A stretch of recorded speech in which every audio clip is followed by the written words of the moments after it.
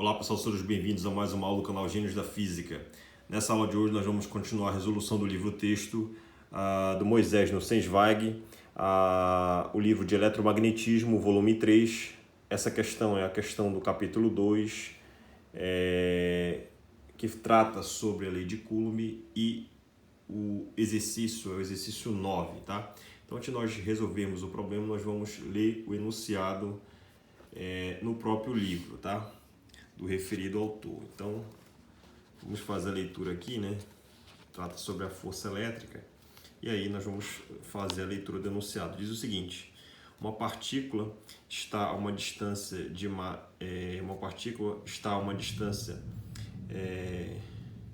d, né? Uma distância y, né? De massa m, carga negativa menos Qzinho, tá? Está vinculada a mover-se, né, sobre a mediatriz do segmento que liga as cargas mais Q separadas por uma distância d. Então você tem duas cargas positivas, né, mais Q grande, tá? E elas estão distantes uma da outra, é uma distância dzinho, tá? E essa carga menos Q de massa m está a uma distância da mediatriz, né, que é uma distância y. A mediatriz nada mais é do que esse segmento exatamente traçado na metade, ou seja, esse ponto aqui é dzinho sobre 2, tá? E diz o seguinte: inicialmente a partícula está a uma distância y muito menor que d do centro desse segmento. Mostre que ela executa um movimento harmônico simples em torno do centro e calcule a frequência angular ômega de oscilação, tá? Então, exatamente isso que o problema quer. Então, você tem aqui, né, você tem aqui o desenho, né, da figura, perfeito? As duas cargas. Aqui estão distantes, uma distância dzinho. Aqui y, né, é exatamente perpendicular a esse segmento, passado exatamente na mediatriz que une essas duas cargas, né? Esse yzinho é muito menor que d.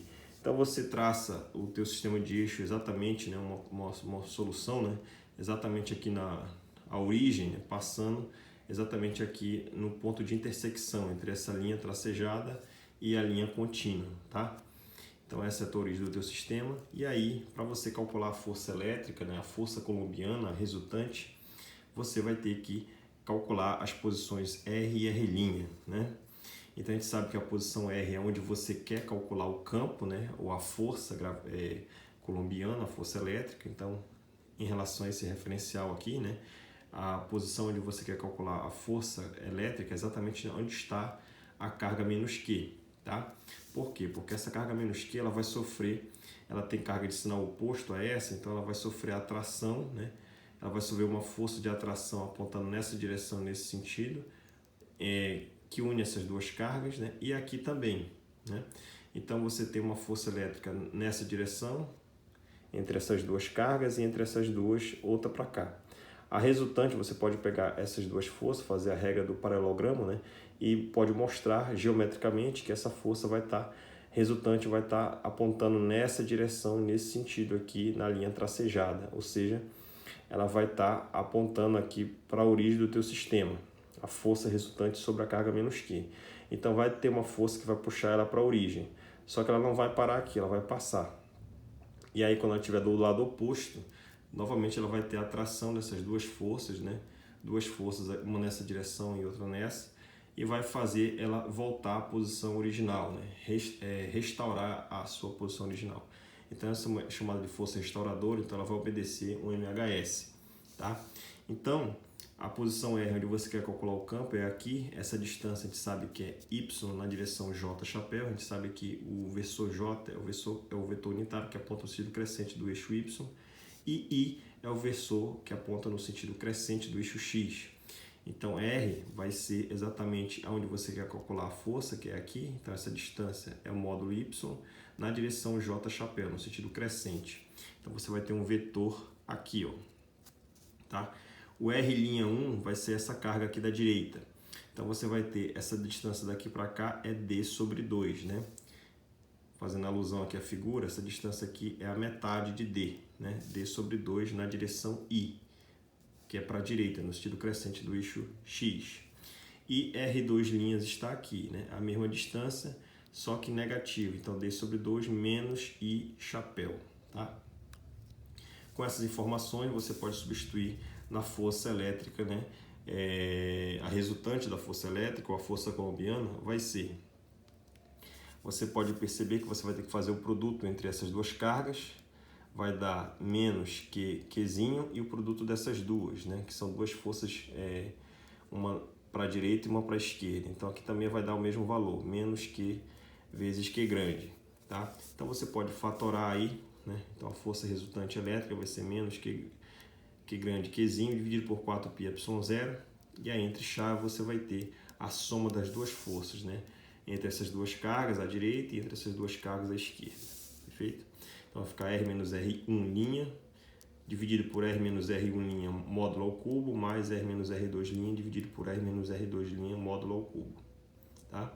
Então R menos R' você vai pegar R menos R'1, vai ser esses dois, tá? Aqui e aqui também, né? R menos R2', tá? E quando for calcular o módulo, tanto esse camarada quanto esse vai dar o mesmo valor, né? Esse camarada e esse vão dar o mesmo valor, né, em módulo, e você vai calcular o módulo, né, e elevar ao cubo. Quando você fizer isso, você vai obter exatamente essa expressão aqui, ó. Força resultante elétrica, menos Q grande Qzinho, 4πε0.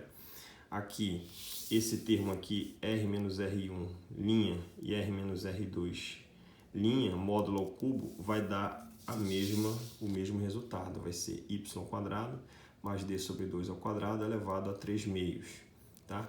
E o que sobra são esses dois termos e esse aqui, né? Quando você faz a subtração aqui, né, você vai obter exatamente yj menos d sobre 2i mais yj mais d sobre 2i. São simétricos, você pode cancelar, a soma dá zero. Aqui vai ficar um fator de 2yj. Então, o 2 no numerador com 4 no denominador, 2 dividido por 4 vai dar 2 embaixo, tá? Então, 2πε0, aqui sobra o y, tá? J e esse fator que está aqui. Bem, você pode simplesmente fatorar d sobre 2 aqui, né? Por que você fatora d sobre 2? Porque ele me diz no problema que esse yzinho é muito menor que essa distância d entre as duas cargas Q maiúsculo, tá? Então você pode fatorar aqui d sobre 2 ao quadrado. Quando você fatora, vai cortar o quadrado daqui com o quadrado daqui, vai ficar 1 cubo, tá? Fica 1 mais essa aqui fica 1 mais 2y sobre d elevado ao quadrado, tudo isso elevado a 3 mil na direção J. Essa é a força colombiana, a força elétrica resultante, tá? E aí você pode aplicar a expansão em Taylor, né? De uma função do tipo 1 mais um x elevado a n. Quando você aplica a expansão em Taylor, né, e diz que o d é muito maior que y, esse termo aqui, né, praticamente o primeiro termo dessa expansão em Taylor, né, dessa função, vai ser 1, né? Então, essa expansão em Taylor vai dar uma série infinita, né? E aí, a primeira contribuição, a mais relevante, vai dar 1 para esse tipo de expansão, tá? Então, o que é uma igualdade torna-se uma aproximação. Nesse limite em que d é muito maior que d, então você vai ter 2 ao cubo aqui vai dar 8, 8 dividido por 2 vai dar 4, 4 vai para o numerador, fica esse termo aqui, πε0, aqui fica d ao cubo. Y na direção J. Toda essa expansão que foi feita vai dar 1, tá? E aí você tem uma aproximação, então a força colombiana, a força elétrica resultante vai dar menos. Todo esse termo que está entre parênteses é uma constante, né? O produto das cargas, o 4, o π, o ε0, e a distância d entre as duas cargas, ela é fixa, tá? Dzinho. E aí sobra uma variável y na direção J. Então isso aqui é muito semelhante à chamada força restauradora ou força elástica, oriunda lá da lei de Hooke, né? Quando você tem um sistema com molas, tá? Então a força restauradora, nós sabemos que a força elástica é do tipo menos K na direção YJ chapéu, né? Então o menos aqui está aqui, o Y está aqui e o J está aqui. Então esse K, que é a chamada constante elástica da mola, é exatamente uma constante e vale todo esse termo que está entre parênteses, tá? Tá aqui. Sabendo, então, o que eu quero dizer, esse resultado significa dizer que para uma distância D, que é essa aqui, muito maior, uma distância D muito maior que Y, essa cargazinha de massa M e carga menos Q, ela se comporta como um MHS, né? Ela vem para baixo, sobe, desce, ela vai ficar fazendo esse sobe e desce aqui indefinidamente se você estiver aqui no vácuo, né? A força restauradora é, na verdade, o resultado de duas forças resultantes das cargas da direita e da esquerda, perfeito? Então ela obedece à lei de Hooke, você pode calcular a frequência angular de oscilação, né? Que é o ômega, é na verdade o K raiz quadrada de K sobre M. M é a massa da tua carga menos Q, que é Mzinho, que ele disse no problema, e você vai se pegar só o K e dividir por M. Quando você faz isso, a raiz quadrada de 4 vai dar 2, raiz quadrada de Q grande, Qzinho, dividido por π ε0 d ao cubo, tá? Que é o resultado que se encontra no livro. Perfeito? Espero que todos tenham gostado. Até mais e bons estudos.